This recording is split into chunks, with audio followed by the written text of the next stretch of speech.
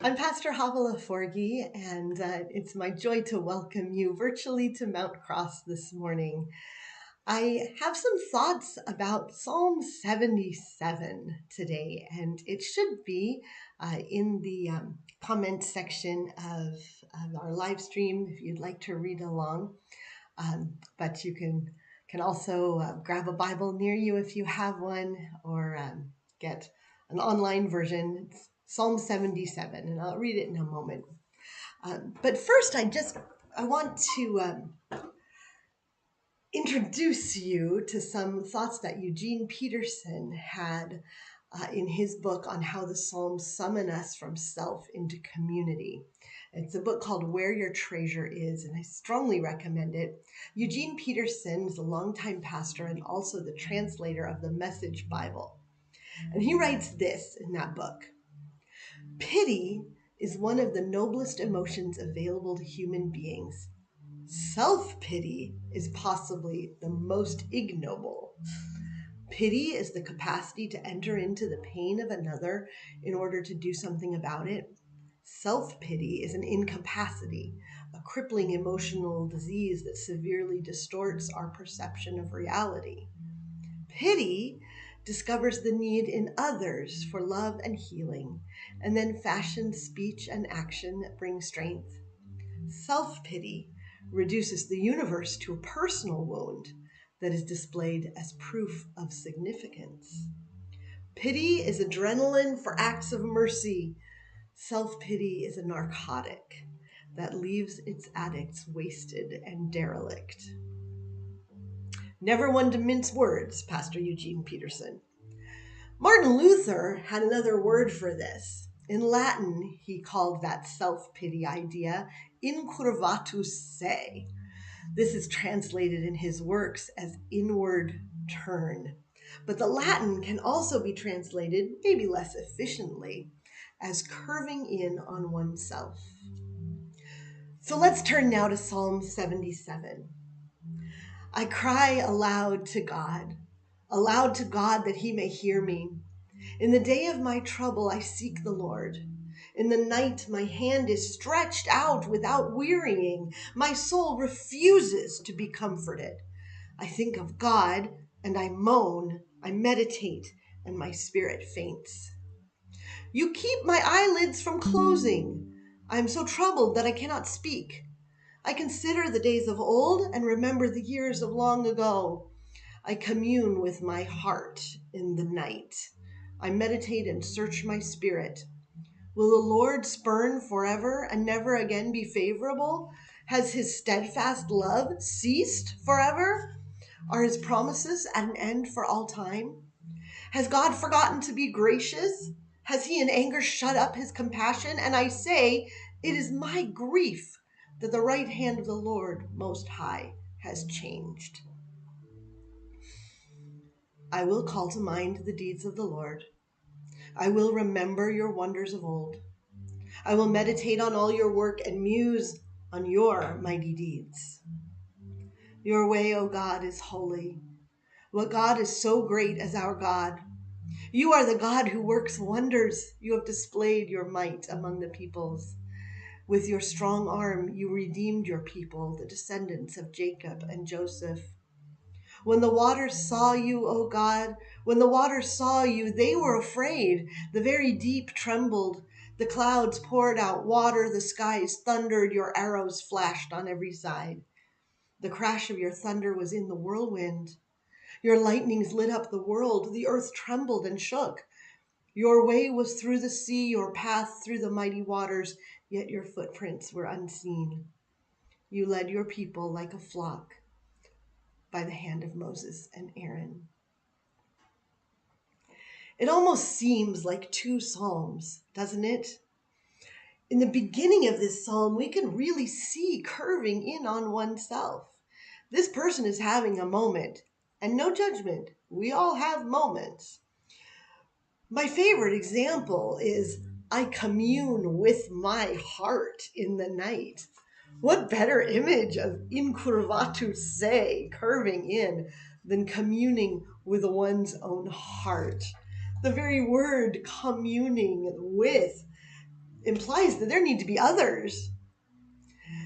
There's a lot of other language of curving in on oneself in the first half of this psalm. Maybe you see that it's replete with I, me, my trouble, my cries. Did you notice that even the psalmist's soul refuses to be comforted? Who knows what's going on in this psalmist's life? My husband Lim loves the expression, everybody's got a bag of rocks. And it's true. We all have stuff. But at the same time, it's hard to conceive that the psalmist is having such a rough time that they actually believe that God's character of steadfast love may have ceased forever. That inward turn, that self-obsession that is sin in our lives, not only lifts concern with self above concern with our neighbor, but it also refuses to trust God. Why should the psalmist refuse comfort? There's an agenda here, using misery as a way of asserting the tyranny of self. Notice me, I am hurting. Yes, the psalmist thinks about God for a moment, but returns immediately to moaning. I think of God and I moan. We can feel nice and pious while still curving in. And even this piety, it's unaware of the character of God. In self-pity, the psalmist accuses God of being a rejecting God, a tired God, a stingy God, a forgetful God, an angry God. Look at me. I'm living proof that maybe God was good once, but now God has changed. The conclusion, God doesn't love me. Many of you listening have presumably experienced enough Lutheran theology of the cross to understand that God accompanies us in our suffering and loves us deeply and unconditionally through it. And most importantly, neither our suffering nor our comfort are evidence of God's level of love for us. But this is not a theological constant across Christian beliefs. There are many, many Christians who set their hopes on what is known as prosperity ideas and firmly believe that their financial comfort and good health are signs that they are favored and loved by God.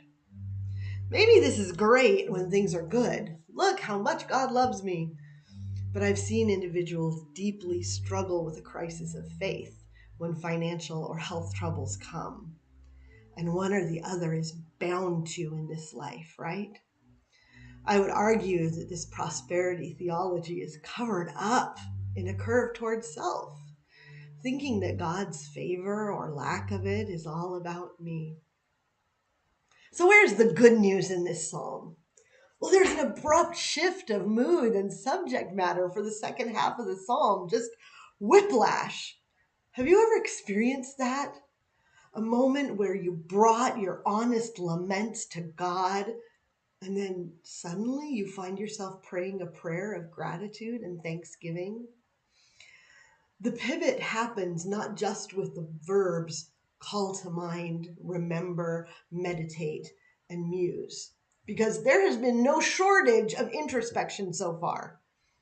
The shift is in the subject of the meditation.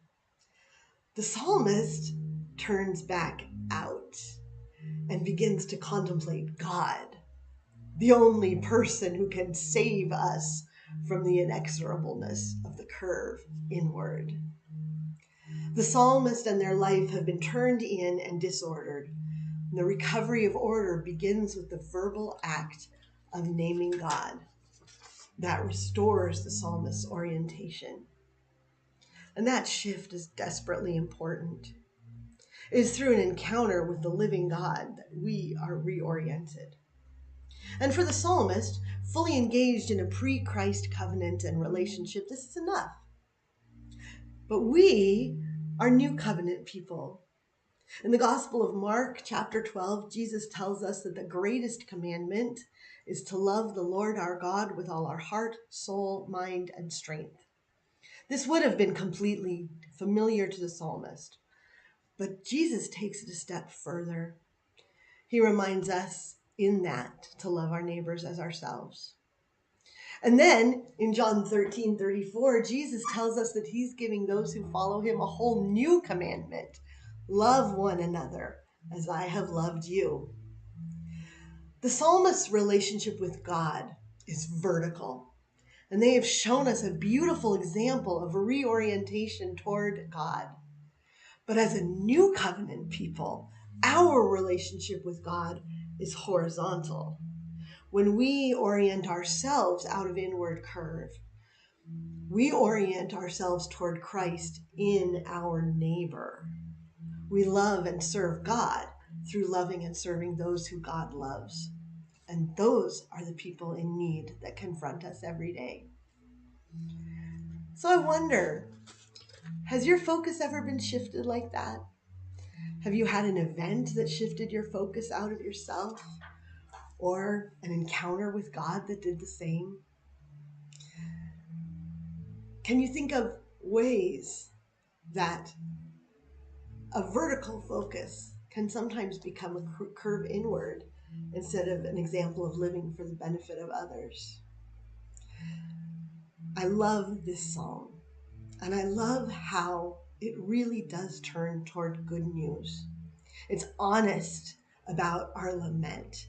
It's honest and doesn't try to hide that truly sinful nature of self-pity. But it also shows us a bridge out and a loving God that will always be reaching toward us and turning us from self to God and to others. I'd love to hear your thoughts as you have gone through Psalm 77 with me. And if you would like to put those in the comments, please do. I hope to see you Sunday in worship and here again next week. Have a wonderful day.